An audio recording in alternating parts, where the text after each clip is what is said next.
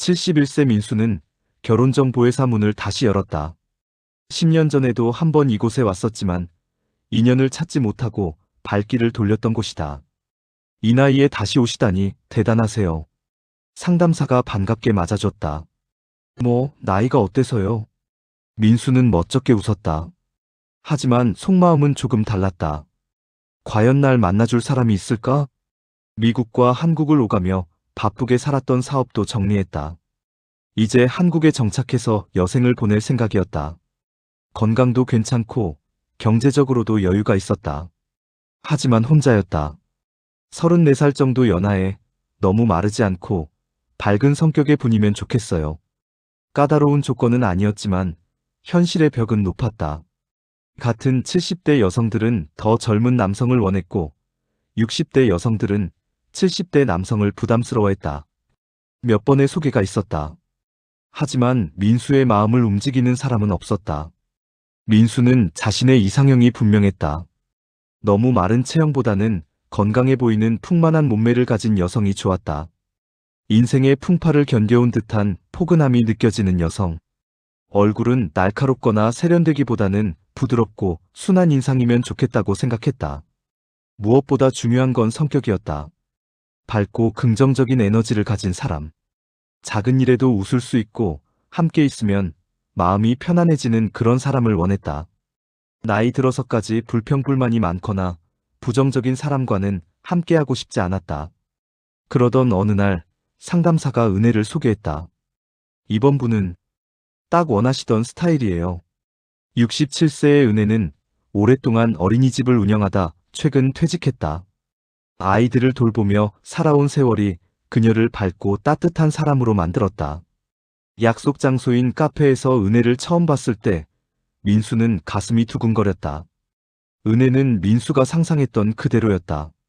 적당히 풍만한 체형의 부드러운 인상, 그리고 무엇보다 환하게 웃는 얼굴이 마음에 들었다. 처음 뵙겠습니다.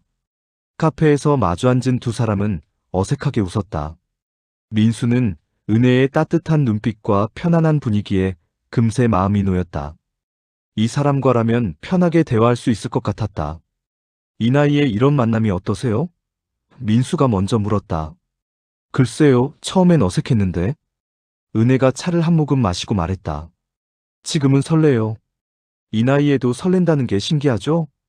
그녀의 솔직하고 밝은 말투에 민수는 완전히 매료됐다. 바로 이런 사람이었다.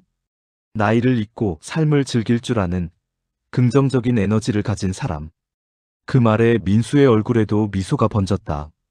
저도 오랜만에 이렇게 설레네요. 두 사람은 천천히 서로를 알아갔다. 민수는 은혜에게 자신의 지난 삶을 이야기했다. 젊은 시절 사업에 몰두하느라 놓쳤던 것들, 이제야 채우고 싶은 마음들. 은혜도 조심스럽게 자신의 이야기를 꺼냈다. 사실 제 결혼 생활은 행복하지 않았어요. 은혜가 커피잔을 두 손으로 감싸며 말했다. 남편은 전형적인 가부장적인 사람이었어요. 모든 결정은 남편이 했고 제 의견은 중요하지 않았죠. 민수는 조용히 그녀의 이야기를 들었다.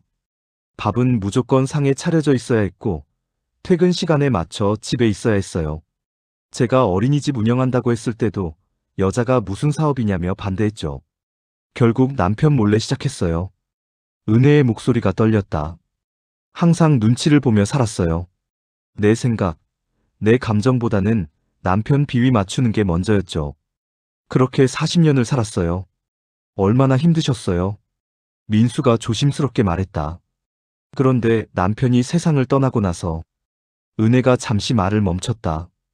자유로워졌다고 생각했는데 그게 아니더라고요. 혼자라는 게 이렇게 힘든 줄 몰랐어요. 은혜의 눈에 외로움이 가득했다. 아침에 눈을 떠도 말 걸 사람이 없어요. 산책을 나가도 혼자, 장을 보러 가도 혼자. 주말에 등산이라도 가려고 하면 혼자 가는 게 너무 쓸쓸해서 포기하게 돼요.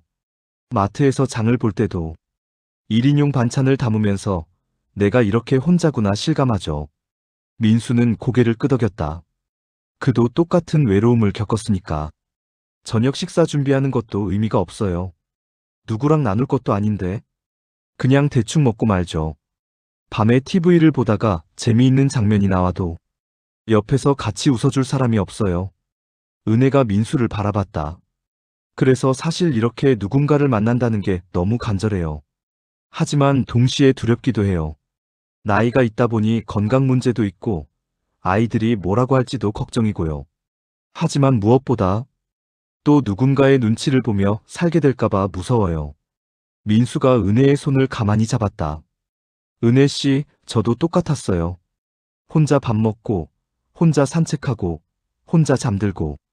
그 외로움이 얼마나 큰지 알아요. 하지만 저는 당신을 억압하고 싶지 않아요. 오히려 당신이 하고 싶은 것들을 하면서 살았으면 좋겠어요. 우리 나이에 서로 눈치 보며 살 필요가 뭐 있겠어요? 은혜의 눈에 눈물이 맺혔다. 함께 산책하고, 함께 장보고, 함께 등산도 가요. 저녁 준비하면서 오늘 뭐 했는지 이야기도 나누고. 우리 인생 아닌가요? 남은 시간, 서로를 존중하며 행복하게 살고 싶어요. 민수가 진심을 담아 말했다. 문제는 자녀들에게 이야기했을 때 터졌다. 아버지, 정신 차리세요. 민수의 큰아들이 목소리를 높였다. 71세에 무슨 재혼이에요? 재산 문제는 어떻게 하시려고요? 그게 무슨 말이냐? 내 돈은 내가 쓸 거다. 아버지가 그렇게 고생해서 모은 재산을 처음 보는 사람한테. 은혜의 집도 다르지 않았다. 엄마, 솔직히 이해가 안 돼요. 은혜의 딸이 걱정스러운 표정으로 말했다. 상대방이 재산 때문에 접근하는 거면 어떡해요? 엄마 혼자 늙으시면 외롭다는 거 알아요. 하지만 결혼까지는.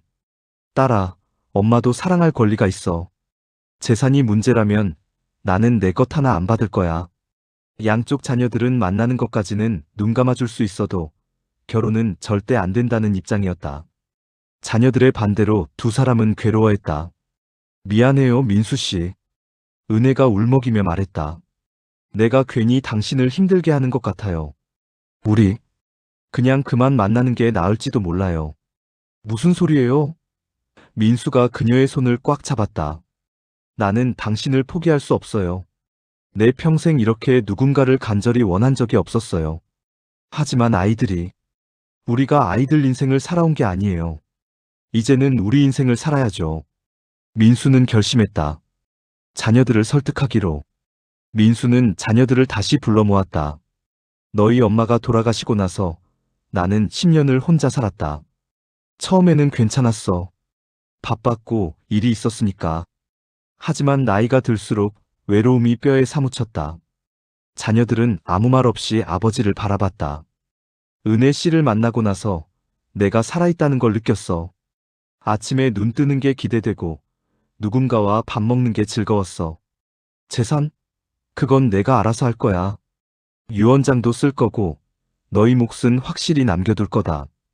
큰아들이 입을 열었다. 아버지, 저희가 너무 이기적이었네요. 아버지 행복이 제일 중요한 건데. 은혜도 딸과 진솔한 대화를 나눴다. 딸아, 엄마는 민수 씨 재산 때문에 만나는 게 아니야.